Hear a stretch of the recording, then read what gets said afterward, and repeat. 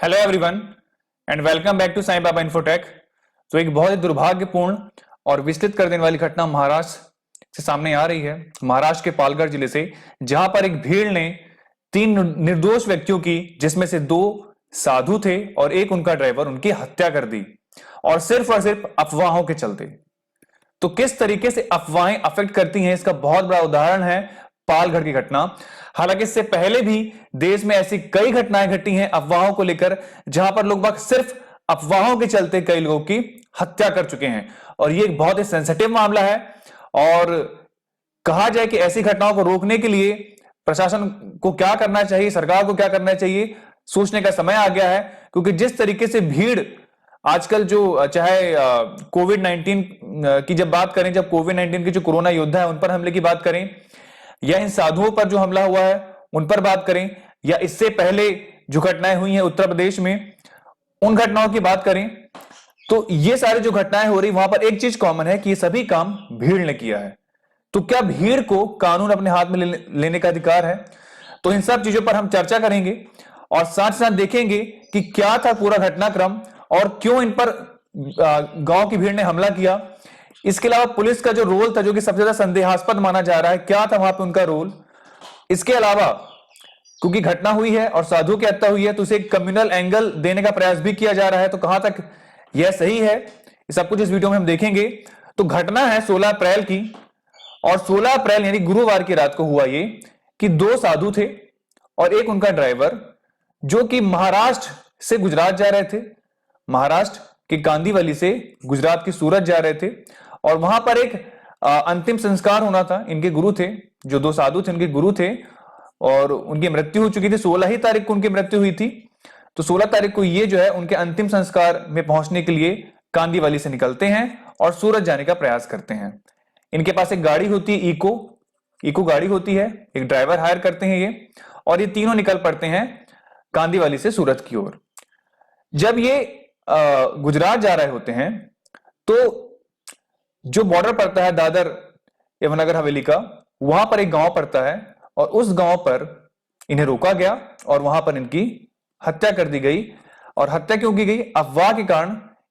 क्योंकि वहां उस गांव में ये अफवाह चल रही थी कि जो चाइल्ड किडनैपर्स हैं, जो कि किडनी वगैरह निकाल लेते हैं, बच्चों को उठा ले जाते हैं, तो उसकी जो अफवाहें थी काफी समय से चल रही थी वहां पर, तो उसके चलते इन्हें रोककर सभी को मार दिया गया। इस पर डिटेल में हम चर्चा करेंगे।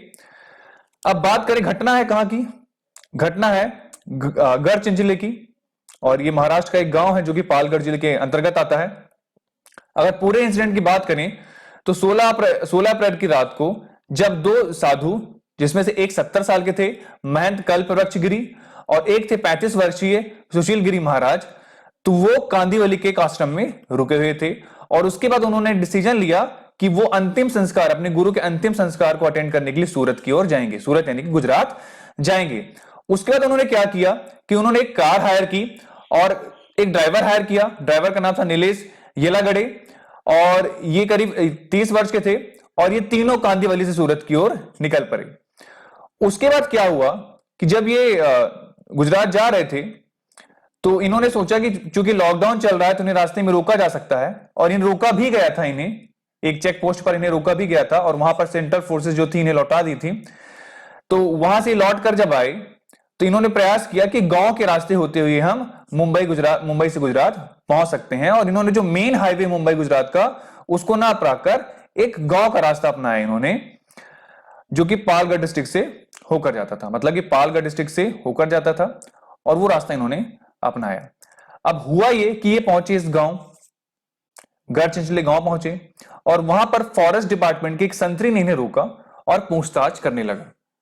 ये तो हो गई बात इनके यहां तक पहुंचने की, जब ये उस गांव में पहुंच गए जहां इनकी हत्या हुई थी।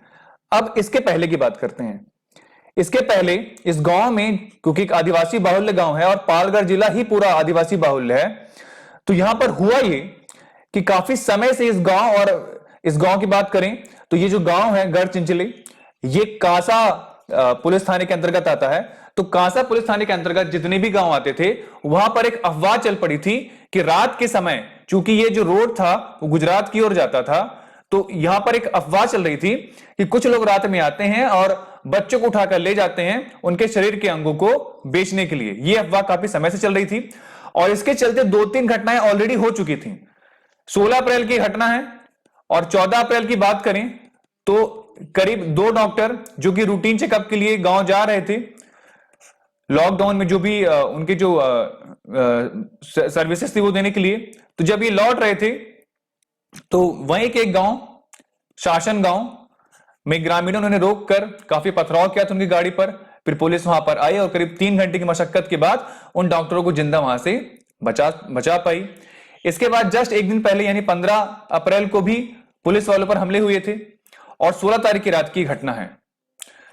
तो ग्रामीणों के मन में यह था कि ऑलरेडी जो एक अफवाह चल रही थी वो इतना घर कर गई थी उनके मन में कि उन्होंने इन 2 साधुओं से ड्राइवर को भी चाइल्ड किडनैपर समझा। और जब उन्होंने देखा कि संतरी उनको रोककर पूछताछ कर रहा है तो गांव वाले इकट्ठे हो गए वहां पर और उनकी गाड़ी पर हमला कर दिया।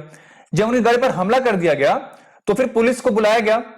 इस संतरी ने ही पुलिस वालों को बुलाया और पुलिस वाले जब पहली गाड़ी में आए तो करीब 4 से 5 ही पुलिस वाले थे ऑफिशियल्स के हिसाब से।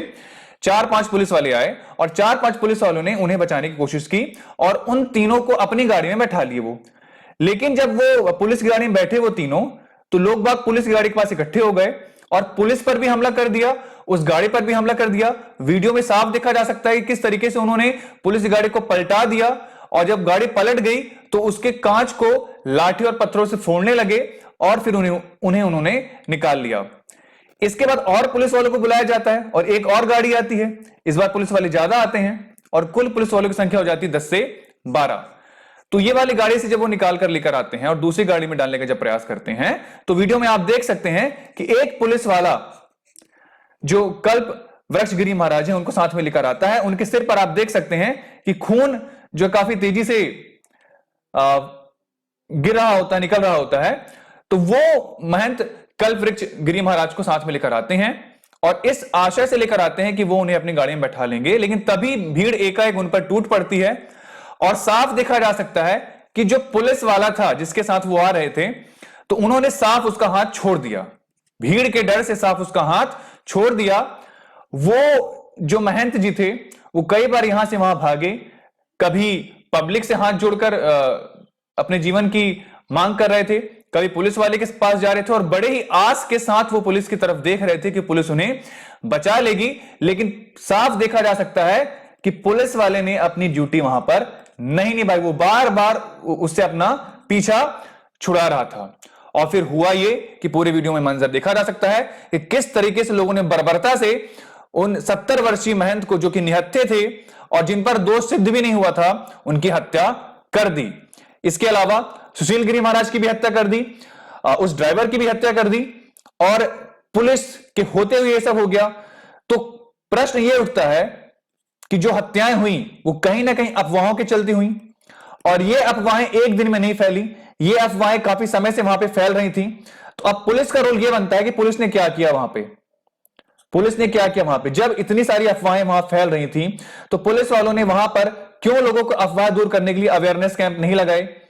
ये हो गई पहली बात। दूसरी बात, इतना बड़ा लॉकडाउन चल रहा है और सबसे ज्यादा केस महाराष्ट्र में ही है, तो लॉकडाउन के चलते कांसा पुलिस स्टेशन की जवाबदारी बनती थी कि पूर्ण रूप से लॉकडाउन कराती। तो इलीगल पेट्रोलिंग कैसे होगी वहां पे, ग्रामीण वहां पे इलीगल पेट्रोलिंग रात रात भर कर रहे थे, ग्रामीण कैसे बाहर आ गए और 400 की संख्या में कैसे बाहर आ गए? क्या पुलिस का बिल्कुल भी खौफ नहीं था उनको? पुलिस ने क्यों बंदूक का प्रयोग नहीं किया? जब उन्होंने देखा कि भीड़ उग्र हो रही है तो उन्होंने हवाई फायर क्यों नहीं किया? उन्हें बचाने का प्रयास क्यों नहीं किया? एक बात तो यह होती है। तीसरी बात, यह पहली घटना नहीं थी कि अचानक से घटना हो गई, पुलिस वालों को पता नहीं था। पुलिस वाले ऑलरेडी जानते थे क्योंकि इसके पहले भी डॉक्टर्स के ऊपर हमले किए थे गांव वालों ने, खुद पुलिस वालों पर हमले किए थे गांव वालों ने। और 16 तारीख को जब घटना हुई वो घटना तो हुई, 17 तारीख को जब एसडीओपी साहब गए वहां पर मुआयना करने के लिए तो एसडीओपी साहब की गाड़ी पर भी हमला हुआ, पत्थर फेंके गए। तो ये घटनाएं ऑलरेडी पहले से हो रही थी, तो क्यों इसे रोकने का प्रयास नहीं किया गया?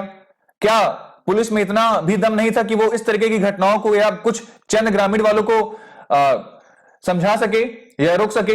तो कहीं ना कहीं पुलिस का यहां पर जो रवैया है वो काफी उदासीन था। उन्होंने प्रयास ही नहीं किया उन तीनों को बचाने का। अगर वो प्रयास करते तो बिल्कुल बच जाते। हुआ ये कि तीनों की मृत्यु हो गई और जब तीनों की मृत्यु हो गई तब जो है प्रशासन एक्टिव हुआ और जो आईजीपी हैं निकेत कौशिक जी कोंकण रेंज के महाराष्ट्र पुलिस में, उन्होंने कांसा पुलिस स्टेशन के 2 अधिकारियों को निलंबित कर दिया, जिसमें से एक कांसा पुलिस स्टेशन के दरोगा जी थे, उनको निलंबित किया और एक और एएसआई थे, उनको निलंबित किया। एएसआई कौन थे? एएसआई थे आनंद राव काले और एक और सब इंस्पेक्टर थे जिन्हें सस्पेंड किया गया है। इसके अलावा जब तक कि ये इंसिडेंट हुआ है तो इस इंसिडेंट पर इनके ऊपर विभागीय जांच भी होगी, एक इंक्वायरी जो है उच्च स्तरीय इनके ऊपर बैठेगी कि क्या इनकी भूमिका थी। इसके अलावा महाराष्ट्र गवर्नमेंट ने भी एक उच्च स्तरीय इंक्वायरी की जो कमेटी है वो गठित की है। उन्होंने बोला है कि इस पूरे मामले की जांच होगी। इसके बाद पुलिस ने क्या किया? पुलिस जब एक्शन में आई तो करीब 300 लोगों पर केस दर्ज हुआ है और 110 लोग जो है गिरफ्तार किए जा चुके हैं। 110 में 101 लोग जो थे वो एडल्ट थे और 9 उसमें से माइनर थे, किशोर थे, और इन्हें जो है चिल्ड्रन शेल्टर में भेजा गया, मतलब सुधार गृह में भेजा गया है इन्हें, और बाकी लोगों को 12 दिन की पुलिस की हिरासत में 30 अप्रैल तक के लिए रख लिया गया है। इसके अलावा जो राज्य है वो पुलिस वालों पर भी इंक्वायरी करेगी, क्योंकि उनका जो एज ए पुलिस में जो कर्तव्य था वो उन्होंने नहीं निभाया। पालगढ़ के जो कलेक्टर हैं कैलाश शिंदे, उन्होंने कहा है कि we will investigate the decision taken by the officers. जो ऑफिसर्स उस टाइम डिसीजन लिया उसको हम इन्वेस्टिगेट करेंगे, उसकी जांच करेंगे और इंक्वायरी भी बैठाएंगे उन पर कि इस तरीके का बिहेवियर कैसे उन्होंने कर दिया और बहुत ही शर्मनाक घटना थी। तो ये तो हो गया पुलिस वालों का रोल कि पुलिस वालों ने पहले से मेजर्स लिए नहीं और इतनी बड़ी घटना हो गई और लॉकडाउन के चलते इतनी भीड़ इकट्ठा होकर ऐसी घटना कर दी। इसके अलावा बात करें पॉलिटिकल एजेंडे की, तो बहुत भारत में सबसे बड़ी दिक्कत यह है कि पॉलिटिकल एजेंडा किसी भी चीज का आसानी से बनाया जा सकता है और लोगों को, भारतीयों को, चाहे वो किसी भी जाति के हों, धर्म के हों, यह बात समझनी होगी कि हमें इस चीज से ऊपर आना पड़ेगा। इससे पहले भी उत्तर प्रदेश में तबरेज अंसारी और अखलाक को लेकर भी मॉब लिंचिंग हो चुकी है। बात यहां पर किसी धर्म की नहीं है और अभी जो ये घटना हुई है इसे भी कम्युनल एंगल दिए जाने की कोशिश की जा रही है और कहा जा रहा है कि एक वर्ग विशेष ने, एक संप्रदाय विशेष ने इन 3 लोगों की हत्या की है, जो कि सरासर गलत है, क्योंकि अभी तक ऐसी कोई रिपोर्ट नहीं आई है जहां पर यह बताया कि किसी वर्ग विशेष ने मॉब लिंचिंग की है। साथ साथ जो ये गांव है वो आदिवासी बाहुल्य गांव है और कई सारे इसके कहा जा सकता है क्लास हो सकते हैं। तो सबसे पहले बात करें पॉलिटिकल एजेंडे की, तो देखिए लोगों के हिसाब से, क्योंकि इतना ज्यादा कहा जाए सांप्रदायिकता जैसे बढ़ रही है, कभी भी हमें चाहिए कि हम अच्छी भीड़ और बुरी भीड़ दोनों का साथ न दें। अच्छी भीड़ कहने का मतलब यह है कि यदि एक वर्ग विशेष की हत्या भीड़ ने की है तो वो अच्छी हो गई और अगर किसी एक वर्ग विशेष की हत्या किसी दूसरे वर्ग विशेष की भीड़ ने की है तो वो भीड़ बुरी हो गई। कभी भी इस तरीके की घटनाओं में भीड़ कभी भी सही नहीं होती है। कभी भी भीड़ को अधिकार नहीं देना चाहिए कि उसने सही काम किया है। अगर मान लेते हैं कि एक्यूज्ड ही होते, हालांकि साधु वहां पे एक्यूज्ड नहीं थे, निर्दोष थे वो, लेकिन मान लीजिए कोई तीसरा व्यक्ति होता जो वाकई में चोर होता और मान लिया जाए कि ग्रामीणों ने उसे पकड़ लिया, तो ग्रामीणों को उसे पकड़ के पुलिस के हवाले करना चाहिए, कानून के हवाले करना चाहिए, ना कि ऑन द स्पॉट फैसला कर देना चाहिए। इससे घाटा यह होता है कि भविष्य में अगर कोई सही आवाज भी भीड़ के खिलाफ उठे, ध्यान सुनिएगा, अगर कोई सही आवाज भी इस प्रकार की भीड़ के खिलाफ उठेगी तो भीड़ उस आवाज को भी दबाने का प्रयास करेगी, क्योंकि हो सकता है कि जो उसकी विचार है उस व्यक्ति के उस भीड़ से मैच ना करें। तो इस तरीके से अगर लोग बाग अपने हाथ में कानून लेने लग जाएंगे तो भविष्य में सही बात को भी भीड़ के द्वारा दबा दिया जाएगा।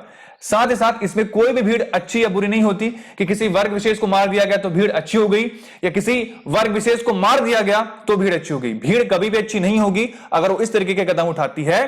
तो साथ ही साथ लोगों को चाहिए कि कानून का पालन करें। यदि उनके हाथ में कोई अपराधी चढ़ भी गया है तो सबसे पहले वो पुलिस के पास जाएं और उस अपराधी को पुलिस को सौंपे, ना कि स्वयं फैसला ले लें, क्योंकि हम लोकतंत्र में रह रहे हैं। और अफवाहों की बात करें तो इन्हीं अफवाहों के चलते इन 2 व्यक्तियों की मौत हो गई, 3 व्यक्तियों की मौत हो गई ड्राइवर के साथ में अगर बोला जाए तो। इसके पहले उत्तर प्रदेश में यही घटना हुई थी, अखलाक और तबरेज अंसारी के साथ भी यही हुआ था। अगर कोई व्यक्ति अपराधी है भी तो भी भीड़ कोई अधिकार नहीं होना चाहिए कि वो इस तरीके की घटनाओं को अंजाम दे। सबसे बड़ी बात तो यह है। दूसरी चीज, कई सारे पॉलिटिकल पार्टीज क्या करते हैं कि इसको आज भी कम्युनल करने का प्रयास करते हैं, जो कि सरासर गलत है। हम कब तक इस चीज को साथ में लेकर चलेंगे? हम कब तक इस चीज को मुद्दे बनाकर चलते रहेंगे? हम क्यों ये नहीं मानते हैं कि कानून से बड़ा कोई नहीं हो सकता, लोकतंत्र से बड़ा कोई नहीं हो सकता है, और हम as a citizen, as a नागरिक हम हर चीज को देखें। हम क्यों वर्ग विशेष को देखते हैं? चाहे वो कोई भी वर्ग का हो, चाहे वो हिंदू हो, चाहे वो मुस्लिम हो, चाहे वो सिख हो, चाहे वो ईसाई हो, क्यों हम चश्मा पहन के वो देखते हैं वो चीज? अगर कोई चीज गलत है तो गलत है, चाहे वो आपके वर्ग विशेष ने किया हो, चाहे किसी और के वर्ग विशेष ने किया हो। तो इस चीज को समझना होगा और यहां से हमें अपनी सोच बदलनी पड़ेगी, क्योंकि हमारी जो सोच रहती है, अगर वो एक आंदोलन बन जाए तो कई बार आंदोलन गलत भी होते हैं। और अभी के डेट में ऐसा हो रहा है कि देश में काफी विवाद चल रहा है धर्म विशेष को लेके, वर्ग विशेष को लेके, जिससे कि बाहर आने की जरूरत है, और वो भी दोनों पक्षों को। तो आशा करता हूं कि आपको ये वीडियो में कुछ भी चीज समझ में आई होगी, और मेरा उद्देश्य ये था कि सभी तक ये बात पहुंचे कि किसी भी तरीके से इस इंसिडेंट को कम्युनल एंगल देने की कोशिश ना करें, क्योंकि इससे कुछ फायदा नहीं होने वाला है। और ऐसा नहीं है कि हर व्यक्ति सही होता है या हर व्यक्ति गलत होता है। हर वर्ग में, हर धर्म विशेष में कुछ अच्छे लोग भी होते हैं और कुछ बुरे लोग भी होते हैं। तो वहां पर हमें डिसीजन इस तरीके से लेना चाहिए कि अगर वहां पर कुछ बुरे लोग हैं तो अच्छे लोग भी हैं। तो किसी भी व्यक्ति को उसके वर्ग विशेष से आइडेंटिफाई करना कि ये पूरा पूरा वैसा होगा, बिल्कुल गलत है। समाज में ऐसे कई उदाहरण हैं जो कि अलग अलग धर्मों के भी हैं, और उन्होंने अपनी बात बहुत अच्छे तरीके से समाज में रखी है, कई अच्छे कार्य किए हैं समाज के लिए। हर समाज के व्यक्तियों ने देश के लिए अच्छे कार्य किए हैं, इस चीज को बिल्कुल भी नहीं भूलना चाहिए। तो इसी शब्दों के साथ मैं अपने वीडियो को यहां पे खत्म करूंगा। आप लाइक करें ना करें, लेकिन इस वीडियो को शेयर जरूर करें, क्योंकि मेरा उद्देश्य है कि लोगों तक एक सही सोच जाए। और उम्मीद करता हूं कि सरकार इस जो बर्बर रूप से जो ये कांड हुआ है, इस पर एक्शन ले और दोषियों को सजा दे। Thank you so much. जय हिंद।